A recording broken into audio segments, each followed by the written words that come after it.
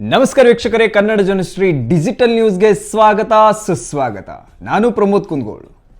ಇತಿಹಾಸದಲ್ಲೇ ಮೊದಲ ಬಾರಿಗೆ ಬ್ರಿಟನ್ನಲ್ಲಿ ಒಂದು ಹೊಸ ಕಾಯ್ದೆ ಮಂಡನೆಯಾಗಿದೆ.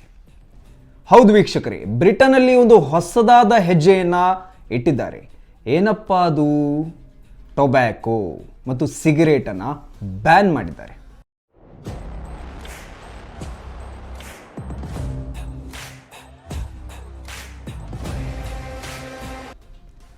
ಎಸ್ ವೀಕ್ಷಕರೇ, ಇವತ್ತು ನಾವು ಹೇಳೋಕೆ ಹೋಗ್ತಾ ಇರೋ ವಿಚಾರ ಏನಪ್ಪಾ ಅಂತಂದ್ರೆ, ಸರ್ಕಾರಕ್ಕೂ ತೊಂದರೆ ಆದರೂ ಪರವಾಗಿಲ್ಲ, ಯುವ ಪೀಳಿಗೆಗೆ ಹೆಚ್ಚಿನ ಒತ್ತು ಕೊಟ್ಟು ಅವರ ಆರೋಗ್ಯದ ಬಗ್ಗೆ ಗಮನ ಹರಿಸಬೇಕು ಅಂತ ಈಗ ಬ್ರಿಟನ್ ಸರ್ಕಾರ ಒಂದು ಹೊಸ ಮಸೂದೆಯನ್ನು ಮಂಡನೆ ಮಾಡಿದೆ.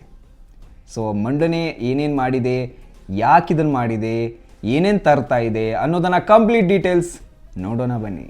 ಈಗ ದೇಶದಲ್ಲಿ 70% ಜನರು ಈ ಸಿಗರೇಟ್ನಿಂದ ಸಾಯ್ತಾ ಇದ್ದಾರೆ. 2009 ನಂತರ, ಈಗ 2009 ನಂತರ ಯಾರ್ಯಾರು ಹುಟ್ಟಿದಾರಲ್ಲ ಅವ್ರಿಗೆ ಈ ಸಿಗರೇಟನ್ನು ಬ್ಯಾನ್ ಮಾಡಿದೆ. ಸೊ ಹಾಗೆ ಗಮನಿಸ್ಬೋದು. ಹಾಗಾದರೆ ಸರ್ಕಾರ 2008ರಲ್ಲಿ ಹುಟ್ಟಿದವಂಗೂ ಹಂಗಂದ್ರೆ ಸಿಗರೇಟ್ ಸೇರ್ತಾರಲ್ಲ, ಇದಕ್ಕೇನು ಕಡಿವಾಣ ಹಾಕೋದಿಲ್ವಾ ಅಂತ ಸ್ಪೆಸಿಫಿಕ್ ಆಗಿ ಬ್ರಿಟನ್ ಸರ್ಕಾರ ಮಂಡನೆ ಮಾಡಿದ್ದು ಯಾವುದಕ್ಕೆ? 2009 ಜನವರಿ 1, 2009 ನಂತರ ಹುಟ್ಟಿದ ಮಕ್ಕಳಿಗೆ, ಅಂದರೆ ಯುವ ಪೀಳಿಗೆಯು ಯಾವುದೇ ರೀತಿ ದುಶ್ಚಟಕ್ಕೆ ಒಳಗಾಗಬಾರದು. ಒಂದು ವೇಳೆ ಬ್ರಿಟನ್ ಸರ್ಕಾರದಲ್ಲಿ ಮಾಡಿದ ನಿರ್ಧಾರ ಭಾರತದಲ್ಲಿ ಬಂದರೆ ಹಲವಾರು ಬದಲಾವಣೆ ಆಗಬಹುದು. ವಯಸ್ಸಿನ ಮಿತಿ ಅನ್ವಯ ಪ್ರಕಾರವಾಗಿ ಬ್ರಿಟನ್ನಲ್ಲಿ ಸಿಗರೇಟ್ ಖರೀದಿಸಿದರೆ ಗರಿಷ್ಠ ವಯಸ್ಸು 18 ಇರಬೇಕು.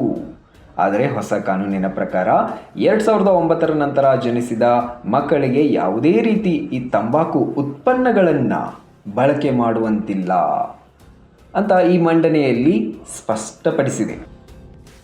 ಸೊ ಈ ಮಸೂದೆಯಲ್ಲಿ ಅವರು ಹೇಳಿದ್ರಂತೆ 2024ರಲ್ಲಿ ಇದನ್ನು ಮಂಡನೆ ಮಾಡಿದರು. ಸೊ ಆವಾಗಿನ ಗೌರ್ಮೆಂಟ್ ಏನೋ ಒಂದು ಇದನ್ನು ಕೈ ತಗೊಳ್ಳಿಲ್ಲಂತೆ. ಸೊ ಬರ್ತಾ 2026ರಲ್ಲಿ ಇದನ್ನು ಒಂದು ಸರಿಯಾದ ರೀತಿ ನಿರ್ಧಾರ ತೆಗೆದುಕೊಂಡ್ರು. ಸೊ ಇದು ಹಾಗಾದರೆ 2026ರಿಂದನೇ ಜಾರಿ ಆಗ್ಬೋದಾ ಅಂತ ನಿಮ್ಗೊಂದು ಪ್ರಶ್ನೆ ಹುಟ್ಟಬಹುದು. ಇಲ್ಲ, 2027ರಿಂದ ಪ್ರತಿಯೊಬ್ಬರಿಗೂ ಜಾರಿ ಆಗುತ್ತೆ. ಶಾಲೆ, ಕಾಲೇಜು, ಹೊರಾಂಗಣ, ಸೊ ವಿದ್ಯಾರ್ಥಿಗಳು ಎಲ್ಲೆಲ್ಲಿ ಓಡಾಡ್ತಾರಲ್ಲ ಅಲ್ಲೆಲ್ಲೂ ಕಣ್ಗಾವಲು ಇರುತ್ತಂತೆ. ಸೊ ಇದಕ್ಕೆಲ್ಲ ಕಣ್ಗಾವಲು ಏನೇನು ಮಾಡ್ತಾರೆ, ಸೊ ಇದೆಲ್ಲ ಒಂದು ಯಕ್ಷ ಪ್ರಶ್ನೆ ಆಗುತ್ತೆ. ಯಾಕಂದರೆ ಪ್ರತಿಯೊಬ್ಬರು ಮನೆಯಲ್ಲಿ ಹೋಗಿ ಸೇರ್ತಾರೆ, ಜೊತೆಗೆ ಗೊತ್ತಿಲ್ಲದಂಗೆ ಕೆಲವೊಂದು ಪ್ರದೇಶದಲ್ಲಿ ಹೋಗಿ ಎಲ್ಲ ಈ ಸಿಗರೇಟ್ ವ್ಯಸನ ಮಾಡಬಹುದು ಅಂತ ನಾವೆಲ್ಲ ಗಮನಿಸ್ಬೋದು. ಸೊ ಇದನ್ನು ಮಾಡ್ತಾರೆ. ಆದರೆ ಮಾಡಿದರೆ ಏನಾಗುತ್ತೆ? ಸೊ ಮಾಡಿದರೆ 2500 ಪೌಂಡ್ಸ್ ಅಷ್ಟು ದಂಡ ಹಾಕುತ್ತೆ. ಸೊ ಇಂಡಿಯನ್ ರುಪೀಸಲ್ಲಿ ನಾವು ಕರೆನ್ಸಿ ಅಂತ ಹೇಳ್ತೀವಿ ನಮ್ಮ ಭಾರತದಲ್ಲಿ. ಸೊ ಬ್ರಿಟನ್ನಲ್ಲಿ ನಾವು ಪೌಂಡ್ಸ್ ಅಂತ ಹೇಳ್ತೀವಿ. ಎಷ್ಟಾಗ್ಬೋದು ಹಾಗಾದರೆ 2500 ಪೌಂಡ್ಸ್ ಅಂದರೆ? 3,17,000 ರೂಪಾಯಿ ದಂಡ. ಆನ್ ಸ್ಪಾಟ್ ಅಲ್ಲೇ ದಂಡನೇ ಹಾಕ್ತಾರಂತೆ. ಸೊ ನೋಡೋಣ ಇದು ಎಷ್ಟರ ಮಟ್ಟಿಗೆ ಸಕ್ಸಸ್ ಆಗುತ್ತೋ ಇಲ್ಲೋ ಗೊತ್ತಿಲ್ಲ. ಬಟ್ ಬರ್ತಾ ಅವ್ರಿಗೂ ಒಂದು ಕಡಿವಾಣ ಹಾಕೋದು ತುಂಬ ಬೆಸ್ಟ್ ಆಪ್ಷನ್ ಅಂತ ನಾವು ಗಮನಿಸ್ಬೋದು. ಬ್ರಿಟನ್ನಲ್ಲಿಯೂ ಸಹ ಮಕ್ಕಳು, ಮುಂದಿನ ಪೀಳಿಗೆಗೆ ತೊಂದರೆ ಆಗಬಾರ್ದು. ಶ್ವಾಸಕೋಶ ಹಾಳಾಗುತ್ತೆ, ಮೈಂಡ್ ಬ್ಲಾಕ್ ಆಗುತ್ತೆ, ತಮ್ಮ ಮುಂದಿನ ಆಲೋಚನೆಗಳು ಬ್ಲಾಕ್ ಆಗುತ್ತೆ. ಏನೋ ಒಂದು ಸಕ್ಸಸ್ ಮಾಡಬೇಕು ಅಂತ ಅವ್ರಿಗೊಂದಿರುತ್ತೆ ಆಸೆ, ಅದು ಕೂಡ ಕಟ್ ಆಗುತ್ತೆ.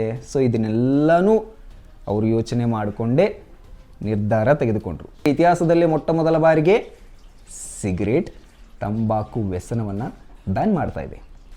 ನೋಡೋಣ ಇದು ಎಷ್ಟರ ಮಟ್ಟಿಗೆ ಸಕ್ಸಸ್ ಆಗುತ್ತೆ ಅನ್ನೋದನ್ನು. ಯಾಕಂದರೆ ನಿರ್ಧಾರಗಳು ತೆಗೆದುಕೊಳ್ತಾರೆ, ಮಾಡ್ತೀವಿ ಅಂತ ಹೇಳ್ತಾರೆ. ಆದರೆ ಬ್ರಿಟನ್ ಸರ್ಕಾರ ಎಷ್ಟರ ಮಟ್ಟಿಗೆ ಈ ನಿರ್ಧಾರಕ್ಕೆ ಕಡಿವಾಣ ಹಾಕಿ ಜನರಿಗೆ ಒಂದು ಒತ್ತು ಕೊಡುತ್ತೆ ಅನ್ನೋದನ್ನು ಕಾದು ನೋಡೋಣ.